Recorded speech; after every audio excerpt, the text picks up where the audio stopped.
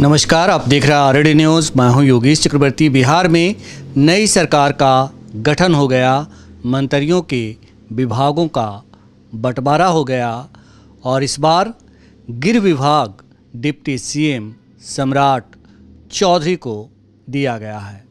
इसके साथ ही पूरे देश में इस बात की कानाफूसी शुरू हो गई है कि आखिर सीएम नीतीश का कद इस बार छोटा हो गया। सीएम नीतीश अपने पहले के सभी कार्यकालों की तरह काम नहीं कर पाएंगे। बीजेपी बड़े भाई की भूमिका में आ गई है। यही नहीं, ये भी कयास लगाए जा रहे हैं कि योगी राज्य की तरह यहाँ भी बुलडोज़र राज होगा और जो विरोधी पार्टियां हैं उन पर जो है बुलडोज़र चलाने के कोई मौके नहीं छोड़े जाएंगे। खासकर आरजेडी निशाने पर होगी। हमारे साथ एक्स आईपीएस अधिकारी अमिताभ दास जी हैं। आइए इनसे समझते हैं कि क्या सम्राट चौधरी के गृह मंत्री बनने से बिहार की कानून व्यवस्था सुधर जाएगी या यूपी की तरह यहाँ बुलडोज़र राज चलेगा या जो आरजेडी है उसके समर्थकों को निशाना बनाना कितना आसान होगा। सर, आपसे मेरा यही सवाल है कि किस तरह सीएम नीतीश जो है अपने पिछले बाकी के सभी कार्यकालों से इस बार कमज़ोर होंगे। देखिए, भाजपा ने पलटू राम को औकात बता दी है उनकी कि इस बार पलटू राम भले कहने के लिए मुख्यमंत्री हों, लेकिन एक झुनझुना सिर्फ उनके हाथ में है, बजाते रहें कि मैं मुख्यमंत्री हूं। उनके पंख जो हैं वो कतर दिए गए हैं।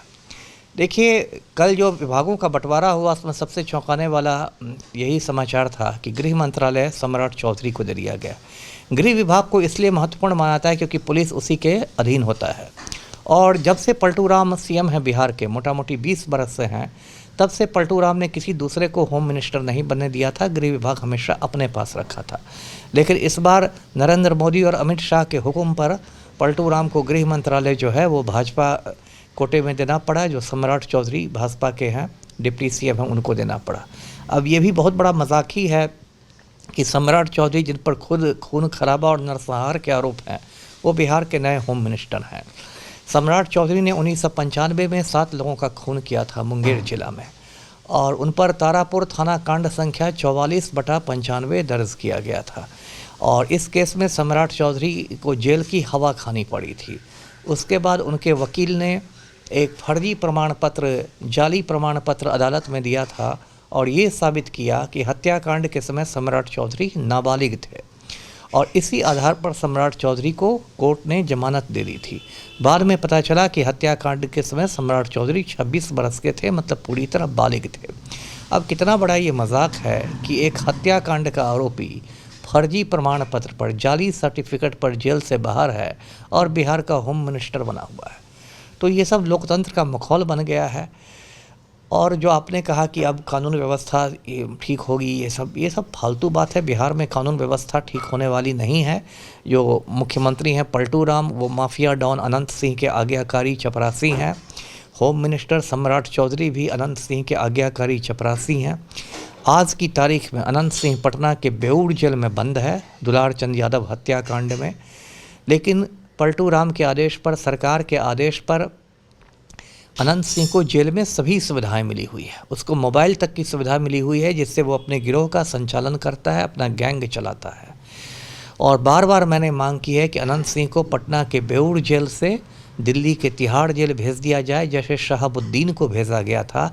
लेकिन चूंकि मुख्यमंत्री और उप मुख्यमंत्री दोनों अनंत सिंह के आज्ञाकारी चपरासी हैं, इसलिए ऐसा नहीं हो रहा है। जी जी जी। आपने कहा कि जो कानून व्यवस्था है वो अभी कहने की बात है कि ठीक हो जाएगी। आपने अनंत सिंह का उदाहरण दिया, लेकिन ऐसी बातें चर्चा में है कि जो यूपी की तरह यहाँ भी बुलडोज़र वाली कानून व्यवस्था होगी। देखिए, बुलडोजर वाली बात को तो सुप्रीम कोर्ट ने ये कर दिया है, गैर कानूनी घोषित कर दिया है। अभी जो चीफ जस्टिस गवई साहब थे, आजकल में रिटायर कर गए, उन्होंने ही उसको ये किया है। तो बुलडोज़र वाली चीज़ तो नहीं हो सकती है कि बुलडोज़र, क्योंकि दंड देना अदालत का काम होता है, दंड देना कोई पुलिस और किसी इसका काम नहीं होता है। और दिल्ली में भी यूपी में भी बुलडोज़र का दुरुपयोग किया गया, मिसयूज़ किया गया बेगुनाह मुसलमानों का घर तोड़ने के लिए, गरीब दलितों का घर तोड़ने के लिए। यूपी में जो बड़े बड़े माफिया हैं, राजा भैया जैसे है, ब्रजभूषण शरण सिंह है, बड़े बड़े जो राजपूत माफिया हैं, ठाकुर माफिया हैं, उन पर कोई बुलडोज़र नहीं चला। तो वहाँ के जो सीएम हैं, जिनको जो योगी आदित्यनाथ, जिनको मैं ढोंगी आदित्यनाथ कहता हूँ, वो राजपूत माफिया को संरक्षण देते हैं, ठाकुर माफिया को। तो यूपी का भी जो बुलडोज़र है वो सिर्फ गरीब लोगों के लिए ही है। जी जी जी, ये बताएं कि सीएम नीतीश के बारे में कहा जा रहा है कि वो अब मुखौटा भर रह गए मुख्यमंत्री के नाम पर, तो इसे कैसे देखते हैं? क्या सचमुच सीएम नीतीश के पास अब कानून व्यवस्था से जुड़ी हुई, जेल प्रशासन से जुड़ी हुई, या जो भी गृह विभाग के अंतर्गत आता है, क्या उसकी फाइलें उन तक नहीं पहुंचेगी? अब फाइलें तो पहुंचेंगी ही, क्योंकि अब मुख्यमंत्री तो पूरे कैबिनेट का हेड होता है, सभी विभागों का हेड होता है। मान लीजिए गृह मंत्री नहीं भी हैं तो सभी विभागों के वो मुख्य, फाइल तो पहुंचेगी ही। लेकिन ये बात तो है ही कि पलटू राम का कद बहुत छोटा हो गया है। और अभी मैं एक तरह से आपके चैनल पर भविष्यवाणी कर सकता हूँ कि पलटू राम 5 साल का कार्यकाल पूरा करने वाले नहीं हैं। अगले 7-8 महीनों में इनको विश्राम दे दिया जाएगा। और इसकी 2 वजह हैं। एक वजह तो ये है हेल्थ फैक्टर। पलटू राम का जो स्वास्थ्य है, शारीरिक और मानसिक, वो दोनों तेज़ी से बिगड़ रहा है और उनकी बहुत सारी जो हरकतें हैं असामान्य हो गई हैं। कभी वो राष्ट्रगान के समय उछल कूद मचाने लगते हैं, कभी किसी आईएएस ऑफिसर के सर पर गमला उठा के रख देते हैं, कभी किसी महिला पर झपट्टा मार देते हैं। तो ये सब हो गया है। शारीरिक रूप से बहुत वो अब कमज़ोर नज़र आते हैं। तो एक तो स्वास्थ्य कारणों से उनको विश्राम करा दिया जाएगा, 6-7 महीने बाद कहा जाएगा कि अब आराम कीजिए। और दूसरी वजह है कि उनकी पार्टी पर यानी जेडीयू पर ऑपरेशन लोटस की तलवार लटक रही है। जो हमारे तड़ीपार गृह मंत्री हैं देश के, अमित शाह, वो इस मामले के पुराने खिलाड़ी हैं कि किस तरह पार्टी को तोड़ो जोड़ो, विधायक को खरीदो, विधायक को बेचो, इसको लंगड़ी मार दो, उसको टंगड़ी मार दो, पीठ में खंजर मार दो। ये सब जो होता है, मतलब माफिया वाला जो काम होता है, उसके एक्सपर्ट हैं अमित शाह। तो ऑपरेशन लोटस के तहत जैसे महाराष्ट्र में आपने देखा एनसीपी को तोड़ दिया गया अजित पवार को लाके, या एकनाथ शिंदे को लाके शिवसेना को तोड़ दिया गया। उसी तरह आप देखिएगा तड़ीपार होम मिनिस्टर हो सकता है ललन सिंह को आगे करके जेडीयू को तोड़ दें।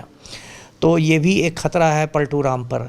तो एक तरह से समझिए कि पलटू राम अब 8-10 महीने तक खींच खांच के मुख्यमंत्री बने रहेंगे। उसके बाद फिर कल्याण बिघा जाके अपने गाँव में जाके विश्राम करेंगे। जी, कल्याण बिघा जाके विश्राम करेंगे, आप ये भविष्यवाणी कर रहे हैं। लेकिन ये बताइए कि जिस तरह से सीएम नीतीश की ताजपोशी की गई, बीजेपी और एलजेपी को मिला दें तो करीब 118-119 सीटों पर दोनों की साझेदार है।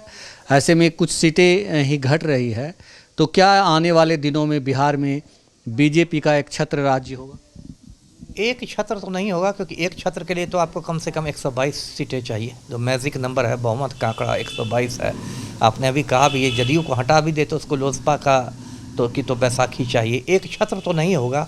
हाँ, वो सरकार बना के उसमें मतलब बड़े भाई की भूमिका में वो रह सकती है, उसका सीएम बन सकता है, इसकी संभावना है। जी जी जी जी जी, ये भी कहा जा रहा है कि सम्राट चौधरी के गृह मंत्री बनने से जो है आरजेडी को निशाना बनाने में बीजेपी के लिए आसानी होगी। तो क्या ये इतना सरल होगा कि और क्या किसी गृह मंत्री के पास इतनी ताकत होती है कि जिसे चाहे निशाना बना ले? नहीं, इसकी ताकत नहीं होती। देखिए, देश संविधान से चलता है ना। कोई मतलब गृह मंत्री हो या कोई मंत्री हो, सबको संविधान के अंदर, कानून के अंदर काम करना है। गृह मंत्री जी कोई गुंडागर्दी करेंगे, अदालत से उनको फटकार लग जाएगी, अदालत से रोक लग जाएगी। तो देखिए, सिस्टम है, चेक्स एंड बैलेंसेस होते हैं, सिस्टम में संतुलन रहता है ना। कैसे मोदी जी ने कृषि कानून बनाए थे, 3 कृषि कानून, बाद में किसान आंदोलन हुआ, तीनों को वापस लेना पड़ा। तो वो तो देश के प्रधानमंत्री ही हैं। तो ऐसा नहीं होता है। सबको देखिए कानून के अनुसार काम करना पड़ता है, संविधान के तहत काम करना पड़ता है। गृह मंत्री बनने से आप कोई सर्वशक्तिमान नहीं हो जाते, आप ऑल माइटी नहीं हो जाते हैं। एक मोटी बात याद रखनी चाहिए। जी, लेकिन डराया जा रहा है ऐसे बोल करके लोगों को। अब इसको गीदड़ भवकी कहते हैं, इसको शास्त्रों में गीदड़ भवकी कहा गया है ना, कि गीदड़ भी दांत दिखा के डराने की कोशिश करता है लोगों को। तो डरने वाले डरते हैं, नहीं डरने वाले लोग नहीं डरते हैं। लेकिन क्या जिस तरह से आपने ही कहा कि गृह मंत्री के पास ही जो तमाम जेल और दूसरे अधिकारी होते हैं उनका अधिकार क्षेत्र में, पुलिस विभाग उनके अधिकार क्षेत्र में आता है, तो खास करके वो आईपीएस अधिकारियों का ट्रांसफ़र और सस्पेंड जैसी जो बातें होती है वो सब कर पाएंगे, तो क्या उसमें सीएम नीतीश का हस्तक्षेप नहीं होगा? अब पहले से तो कम हस्तक्षेप होगा, है ना। पहले जब पलटू राम के पास खुद गृह मंत्रालय था तब तो वो पूरी ताकत में थे। अब तो पलटू राम एक तरह से मतलब मोदी और शाह के कठपुतली बन के काम कर रहे हैं, तो अब तो पहले वाली बात नहीं रही। तो लेकिन सम्राट चौधरी भी ऐसा थोड़े कि किसी को इधर से उधर कर देंगे, है ना। उनको भी तो आला कमान से पूछ पाछ के ही करना पड़ेगा। सम्राट चौधरी को तो नाक पहुँचने के लिए भी नरेंद्र मोदी और अमित शाह से इजाज़त लेनी पड़ती है। तो वो कोई ऐसा नहीं कि बहुत कोई स्वाधीन प्राणी है, ऐसा कुछ नहीं है। जी जी जी जी। तो बिहार में ये जो चीज़ें, नई व्यवस्था हुई है, नया सिस्टम हुआ है, और जो कहा जा रहा है कि बिहार में जो सत्ता है, सत्ता का केंद्र अब बीजेपी के हाथ में चला गया है, बीजेपी बन गई है, तो इसे किस बदलाव के रूप में और कैसा बदलाव के रूप में आप देख रहे हैं? देखिए, भाजपा को तो मैंने कभी पसंद नहीं किया। भाजपा तो एक मतलब मैं उसको दल मानता ही नहीं हूँ, मैं तो उसको अपराधियों का गिरोह मानता हूँ। तो ये तो कोई अच्छा बदलाव नहीं है। लेकिन इस बार तो सभी जानते हैं कि बिहार में जिस तरह से रिज़ल्ट आए हैं, चुनाव के नतीजे, वो वोट चोरी की वजह से आए हैं, वोट डकैती की वजह से आए हैं, क्योंकि जनता तो इस बार बदलाव के मूड में थी। हर जगह वो बदलाव का मूड दिखाई पड़ता था। लेकिन इन लोगों ने वोट चोरी करके, वोट डकैती करके, जो मोदी के चपरासी हैं ज्ञानेश कुमार, मुख्य निर्वाचन आयुक्त बने हुए हैं, इन लोगों ने SIR के तहत 65 लाख लोगों के नाम काट दिए। बहुत झोलझाल हुआ है, बहुत धांधली हुई है, तब ये रिज़ल्ट आया है। तो धीरे धीरे इसके प्रति भी लोगों का गुस्सा बढ़ता जा रहा है, और मैं देख रहा हूँ कि निकट भविष्य में ही कोई बड़ा जन आंदोलन होगा। जी, आप जन आंदोलन की बात कर रहे हैं, लेकिन विपक्ष तो सहमा हुआ है। तेजस्वी यादव तो मतलब जिस तरह से उन्हें खुलकर आना चाहिए वो तो चुप हैं, मौन साधे हुए। नहीं, मौन नहीं। देखिए, तेजस्वी का तो अभी राजनीतिक के अलावा थोड़ा पारिवारिक मोर्चा भी हो गया है। अभी जो उनकी बड़ी बहन है रोहिणी आचार्य, वो थोड़ा मतलब फैमिली में टेंशन करके रखी हुई हैं। तो अभी जो मौन जो साधे हुए हैं वो राजनीतिक कारण नहीं है, मुझे लगता है उससे ज़्यादा पारिवारिक कारण है, जो वो थोड़ा अपना उनका पारिवारिक टेंशन हो गया है रोहिणी आचार्य को लेके ये सब। तो ऐसा विपक्ष सामने वाला नहीं है। राहुल गांधी देखिए शेर की तरह दहाड़ते हैं, वोट चोरी का बार बार खुलासा करते हैं, डंके की चोट पर खुलासा करते हैं। तो विपक्ष सहमा हुआ नहीं है। सहमे हुए नरेंद्र मोदी हैं, जो डोनाल्ड ट्रंप की एक फटकार पर ऑपरेशन सिंदूर में युद्ध विराम कर देते हैं। जी, ये बताएं सर कि आपने तेजस्वी यादव की बात की कि वो डरे हुए नहीं हैं, सहमे हुए नहीं हैं, पारिवारिक विवाद है। राजनीति में परिवार मायने नहीं रखता, और मेरा खुद का भी मानना है कि अगर आप राजनीति करते हैं तो सर्वश्रेष्ठ मतलब सबसे पहले आप जनता के प्रति जवाबदेह होते हैं। रोहिणी आचार्य ने जो सवाल उठाए कि भाई अगर कोई चाणक्य बना हुआ है तो वो जो है हार की जिम्मेदारी भी ले, क्योंकि तो उसने तो कोई गलत सवाल उठाए नहीं थे। नहीं, एक तो रोहिणी का जो इशारा था चाणक्य से, वो संजय यादव की तरफ था, जो तेजस्वी के राजनीतिक सलाहकार हैं, राज्यसभा MP हैं। लेकिन इस बार पूरी तरह संजय यादव को, यदि मैं निष्पक्ष होकर कहूँ तो हार के लिए पूरी तरह संजय यादव पर ठिकरा फोड़ना उचित नहीं है, क्योंकि इस बार बहुत जो रिजल्ट हुआ है, जैसा मैंने अभी कहा कि वोट चोरी और वोट डकैती की वजह से हुआ है, तो उसमें संजय यादव, ये जो ओरिजिनल चाणक्य भी आ जाते तो वो भी कुछ नहीं कर सकते। ज्ञानेश कुमार ने इतने बड़े पैमाने पर वोट चोरी करवाई और वोट डकैती करवाई। जी, तो सुना है आपने एक IPS अधिकारी अमिताभ दास जी को, जिनका कहना था कि बिहार में जो कुछ भी हो रहा है वो सामान्य नहीं है, सब कुछ असामान्य है, लेकिन ये बहुत दिनों तक नहीं चलेगा, क्योंकि जनता में गुब्बार भरा है और ये गुब्बार कभी भी फट सकता है। फिलहाल इतना ही। आप हमें फेसबुक पर फॉलो करें, यूट्यूब पर सब्सक्राइब करें, लाइक करें, शेयर करें और कमेंट्स कर अपना महत्वपूर्ण विचार और सुझाव ज़रूर दें। धन्यवाद।